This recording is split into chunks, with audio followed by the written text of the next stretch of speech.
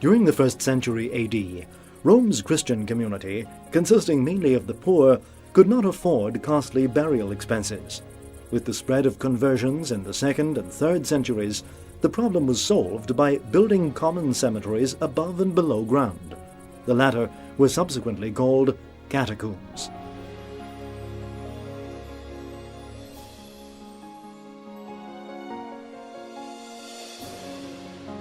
Also by the Appian Way, the stone has been preserved which, according to Christian tradition, bears the footprints left by Christ when he appeared to St. Peter on the Appian Way, where the small church of Domine Quo Vadis now stands.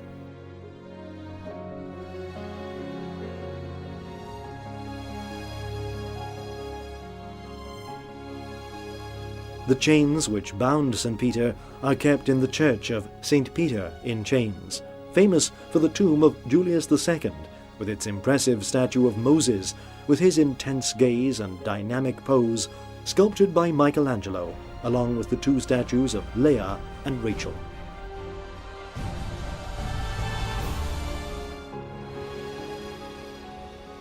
The purest expression of early Christian architecture is the Church of Santa Sabina, an extremely simple structure with a brick exterior and large windows closed by cenobite screens. Although the spacious, imposing interior, divided into 3 naves by graceful Corinthian columns, may appear somewhat bare to visitors used to the Baroque splendor of many Roman churches, it houses precious furnishings and elegant decoration.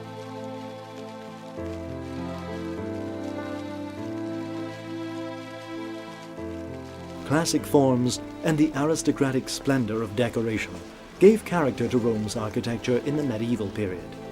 Santa Maria in Trastevere, august in its proportions, following the early Christian model, is an admirable example.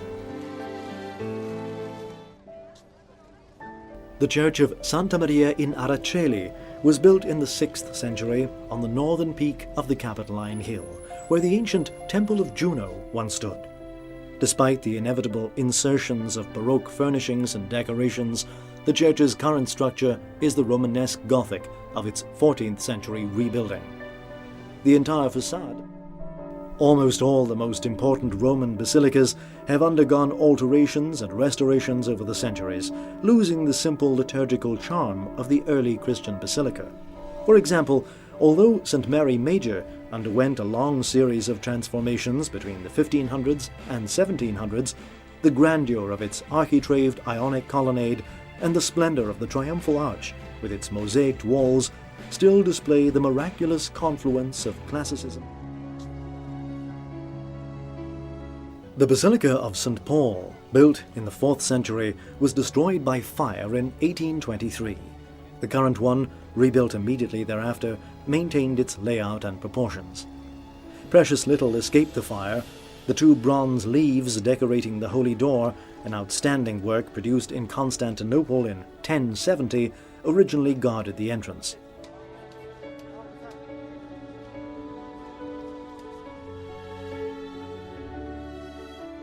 Built in the 3rd century, St. John Lateran, the Cathedral of Rome, was the most significant act in the city's evangelization program promoted by Constantine. But this is another ancient basilica of which little remains that is original. For example, the Baroque coverings of the naves are by Borromini, who was called upon to restore the basilica for the Jubilee of 1650.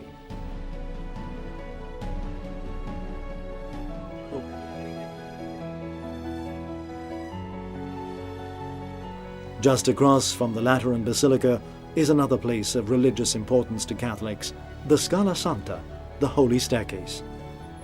The 28 marble steps, conserved in a late Renaissance building, are from Jerusalem, and are the ones Christ ascended to appear before Pilate.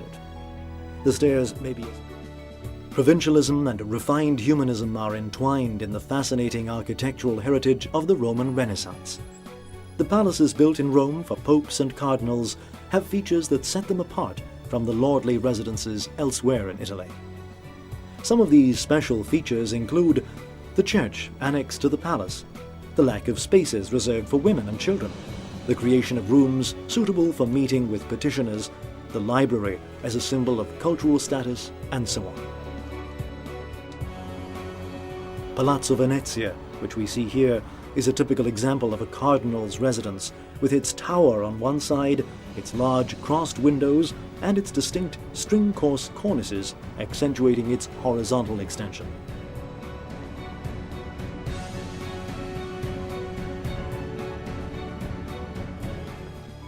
Palazzo Farnese, designed by Antonio da Sangallo the Younger in the first half of the 1500s, was completed by Michelangelo, with the elegant cornice and the large window above the main entrance.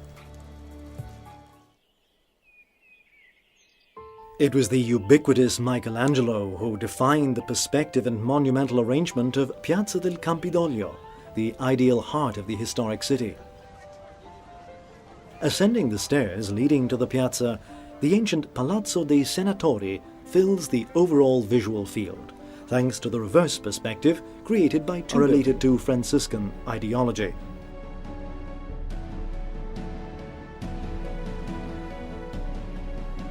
The church houses a considerably rich collection of artworks, including two canvases by Caravaggio, the Crucifixion of St. Peter and the Conversion of St. Paul.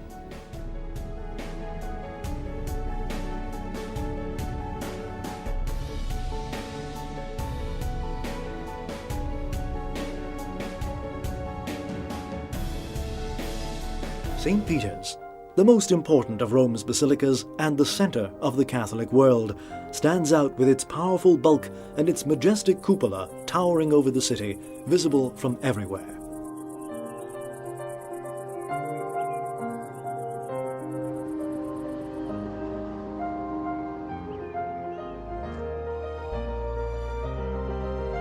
As we enter the large basilica, we may admire masterpieces by Renaissance and Baroque artists. A side chapel is home to Michelangelo's famed Pietà.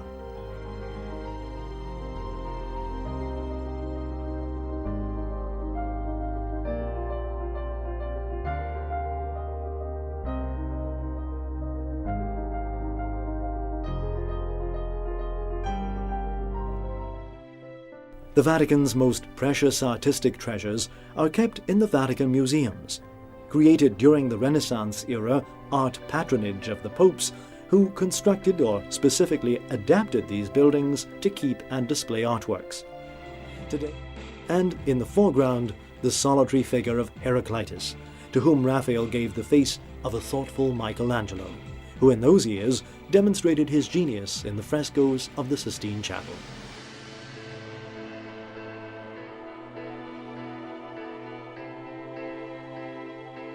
Here, for the first time, the doctrinal conception is left to the artist. The Genesis stories are depicted in fusion with other figurative elements in an intentional synthesis of architecture, painting, and sculpture.